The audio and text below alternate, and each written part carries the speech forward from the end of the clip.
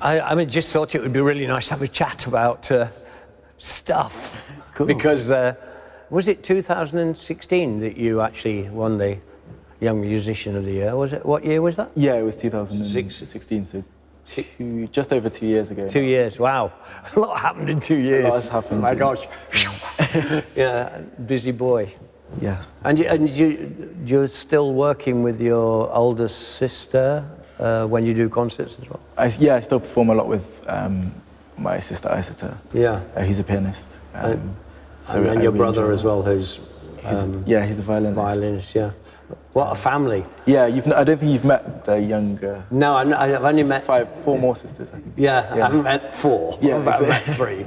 Exactly. Yeah. And your parents, of course, who are fantastic. I mean, I remember seeing you win the Young Musician and was so, emotional about the whole thing, and as many people were. not as much as you were, I'm sure. Well, yeah, it was such a significant thing. I actually entered the competition first when I was 14 years old. No, 12 years old, and then 14, and then finally when I was 16. So it was something that I'd always dreamed of.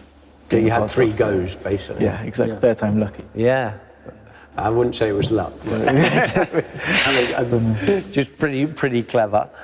And what an emotion for your parents, because, I mean, your parents have been such a huge part of your success, haven't they? They've been a massive part of it, and actually just the time they would give me to listen to my practice and take me to lessons. And every Saturday we'd come, we live in Nottingham, but every Saturday we'd come to London early morning for my cello lessons and things like that. So I'm very grateful for dedication. Yeah. I mean, incredible. Must be quite an interesting house to live in. It's getting quieter and quieter now. Piano in the bathroom or something like that. It's quite crazy. Because the whole family play, don't they? Yeah, so I have 5 sisters and a brother, and we all play. So there's somebody practicing in the living room and somebody in the kitchen. Yeah, I had to get used to practicing with noise all around, but it was also... Sometimes those things, I think, that you could describe as disadvantages are quite interesting because they make you work it out, and I certainly find that the madness I live in, you just deal with it, Yeah, exactly, and for me, I grew up with music all around my house, so I was kind of always used to that, and that's what...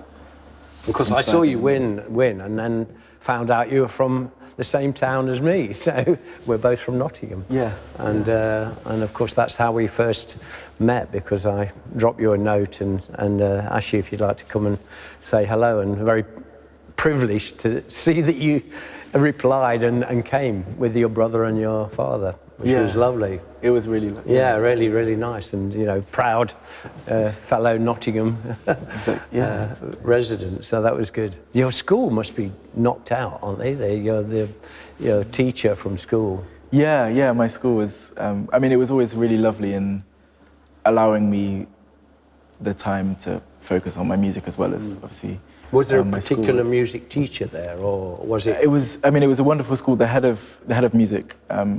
She was amazing, but also all of the teachers, not even just the music teachers, were supportive of music, which is something that's kind of dying, and so I was grateful to what's so fantastic for me is that in this world of so many people being into popular music and rock music, rap music, and whatever, that the whole family is into classical music. It's just fantastic. I mean, absolutely fantastic.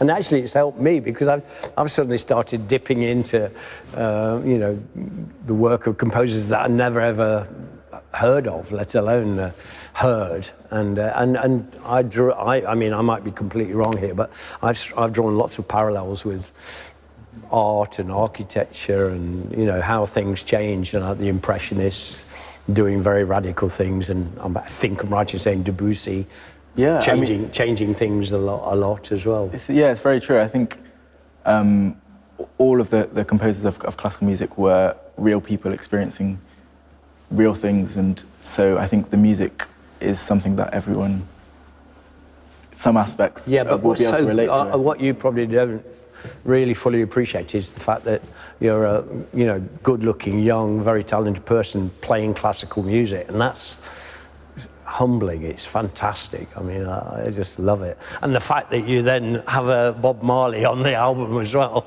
even better, you know. Yeah, I really enjoyed.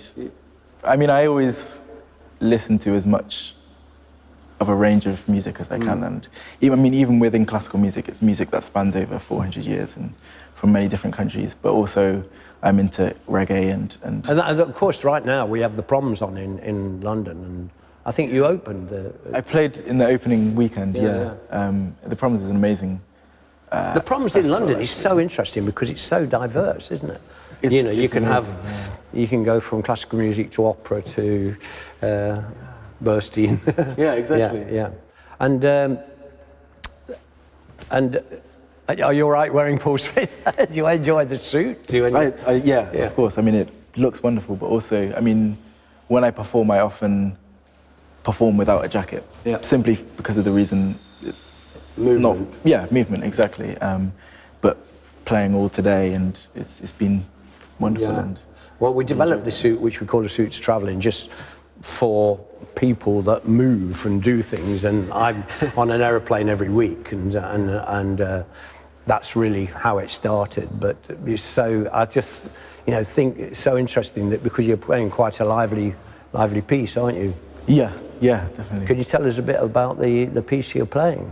So the piece I was playing is the first of Piatti's Caprices for cello. So Piatti was mainly a cellist, not really a composer, and so the pieces are written to help learn different techniques and practice different techniques on the cello. So it's very much about technique. Then. It's very much about cello playing, and I really enjoy playing this one. And putting the suit through its paces. Yeah, it's very particularly for the right arm. It's very because presumably you'd play just in a shirt or a sweatshirt or a t-shirt. Yeah, I mean when I'm practicing, normally I'm just in a t-shirt. No, but it's nice that it works, because that makes me very pleased. To finish, I mean, first of all, it's been amazing to get to know you over these, 3 years now? Yeah, so that's lovely.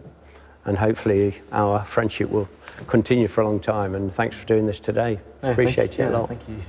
Thank you.